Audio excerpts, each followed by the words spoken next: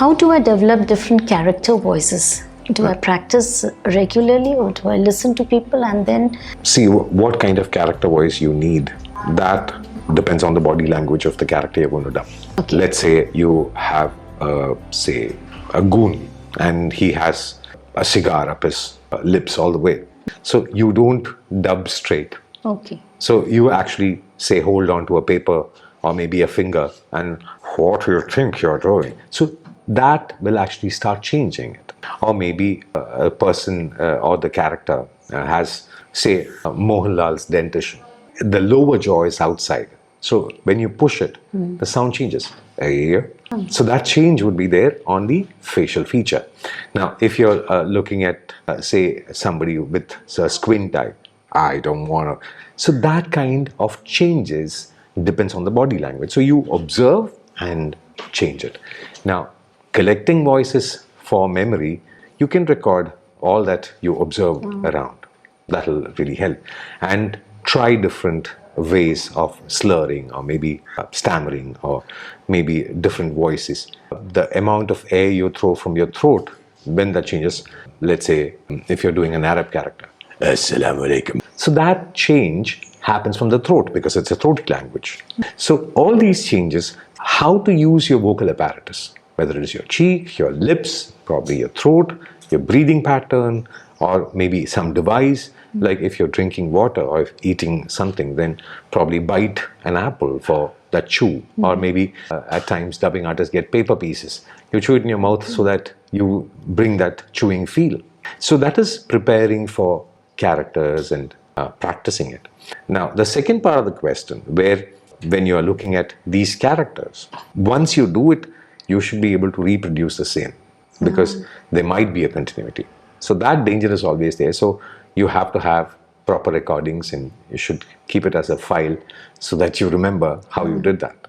But these recordings happen immediately, no? In these times or to... It can be done that way. Character. Otherwise, after doing it, get a sample so that you have it in store if something comes up later on. Now, probably for commercials, I have done the same tagline over 11 years. And each time I do it again and I match the same speed, same type so that it doesn't sound different because it's a tagline. So such kind of challenges do come across when you're a voice artist. What are the common challenges a voiceover artist face and how do they overcome it? See, the prime challenge is finding work. Of course. So that has already started changing now because websites and Facebook and the social media, the want for voices and all that negotiation happens online. When it started with me, that was not the case. So now it has become a little more easier. Second, how to approach an agency. What kind of voiceover should I have in my reel? So think of the top 3 kind of voices you would like to do. Are you looking forward to do documentaries or narrations for movies, or what are you looking at? These are the 3 highlighted points which you should retain when you're doing your own voice reel. Now, getting it across, it has become easy through online or maybe Fiverr and Upwork. All these websites also do the same. Now, the next challenge is when you quote for that work. Now, people are so desperate now that they undercut and they say, okay, I'll do it free. Remember that your voice is priceless. There is nothing called free in this world. So when you're giving your voice, do price it properly. Check the current market prices and price it properly. If you're experienced, yes. If you have more value for your voice, yes, you should be charging more. So that challenge is always there with every artist. How do I say a price for myself? That can be overcome by having a manager. Things are much more easier that way, so that somebody else can quote for you. So that is also another problem solved. Now, the third one is overstraining yourself for a long period of time and trying to do more work. That can damage your voice. So to avoid that, I would advise not to overwork, to have a clear work-life balance, and once you're done, properly take care of the execution part, or the payment part, and all those things. So then there will be no challenges because you know your worth, you know the market, and you have the reels or the audio with all the agencies. And websites also, you can get work. So after that, you should be ready to work with that, and you'll be fine. I think that's a good advice for the upcoming voice artists now. Very much. What does an artist do when he or she cannot maintain the tone that they're using? The continuity is lost. I sometimes have this problem where when I'm reading audiobooks and I stop and then I start again, I find that the tone is not the same always. Right.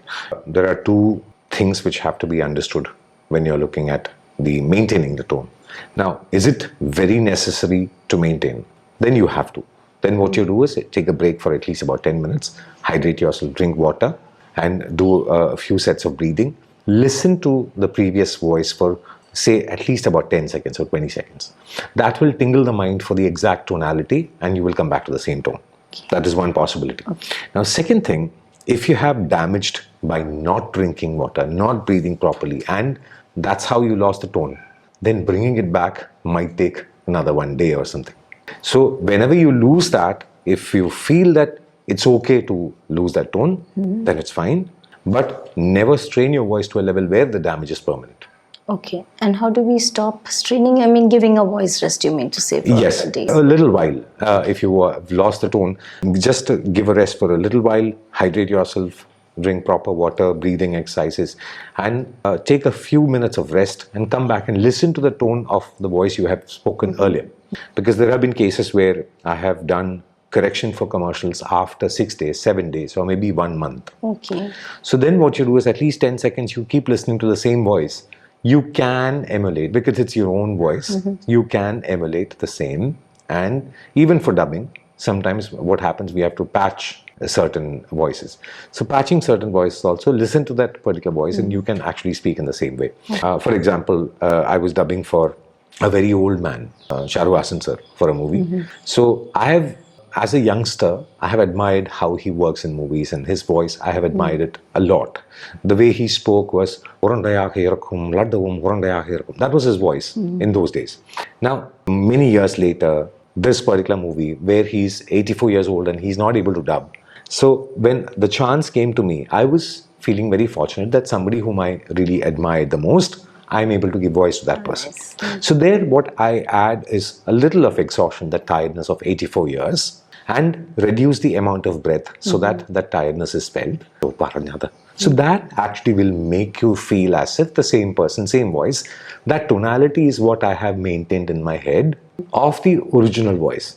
I just add the tiredness to it. Similarly, you can bring back, I can go back to that voice. So a mind is so adept. You have to work with your mind to bring back the tonality and make sure that you don't damage your voice. That's the key to bringing back the tones. Very interesting. Thank you. You're welcome.